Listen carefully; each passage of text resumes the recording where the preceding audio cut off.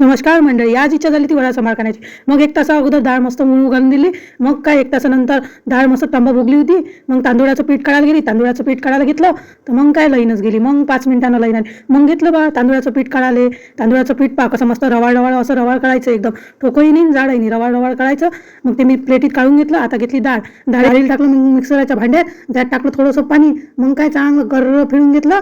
मग काढलं तर काय, मग ते थोडंसं जाडही नाही पाहिजे पतलंही नाही पाहिजे, एकदम बॅटर थोडंसं घट्टसरच ठेवायचं, नाही तर तेल खूप ओढते. हे बघा एकदम घट्टही नाही काढलं आणि पतलंही नाही काढलं. पूर्ण डाळ मग मिक्सरातून काढून घेतली. त्यानंतर घेतले काळे मिरे मस्त खलबत्त्यात, आपण मिक्सरमधून नाही काढले बा, मस्त काढूनच खूप मस्त लागते. मग घेतलं बॅटरमध्ये टाकले काळे मिरे मस्त एकसारखे. मग पूर्ण एक साईड बॅटर फिरून घेतलं. एकच साईडनं फिरवायचं, 2 साईड फिरवलं तर मग ते फुगत नाही. त्यानंतर मग मी त्यात टाकले तांदूळाचं पीठ आणि मग चांगलं एकजीव करून घ्यायचं ते सगळं. मग घेतली कढईत टाकलं तेल, मस्त गरम करायला घे म्हटलं, कॅन पूर्ण टाकूनच घे म्हटलं आधीच म्हटलं. मग असं छानपैकी फेटाळून घ्यायचं बॅटर. मग हातात पाणी घ्यायचं आणि मग वडा करायला सुरुवात करायची. वडा कसं एकसारखी झाला पाहिजे व्यवस्थित.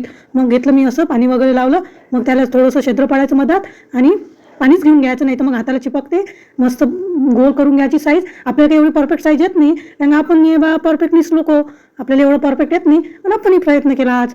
टाकलं कढईत वडा पा मस्त शिजून आला. आता मग तोपर्यंत मी दुसराही टाकून घेतो. पहा आता कसं मस्त झालं आपले वडे तयार. मग घेतले मी काढून मस्तपैकी. खूप छान झाले होते, क्रिप्सी वाटत होती. मग आता खाल्ल्यावरच चव माहीत पडून बा, आता काही आपल्याला माहीत नाही. बघा मस्त करून घेतले वडे.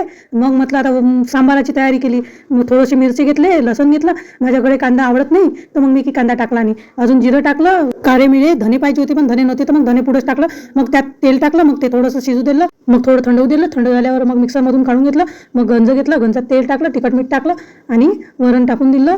वरण टाकल्यावर थोडंसं ते एकजीव केलं. मग त्यात कैरी वगैरे टाकून दिली.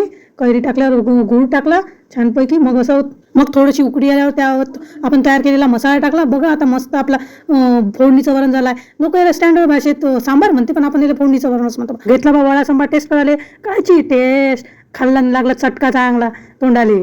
पण चवीले बा 1 नंबर होता. चटका लागो का काही हो, टेस्ट तर 1 नंबर झाली. मग घेतला बा खाऊन बरं.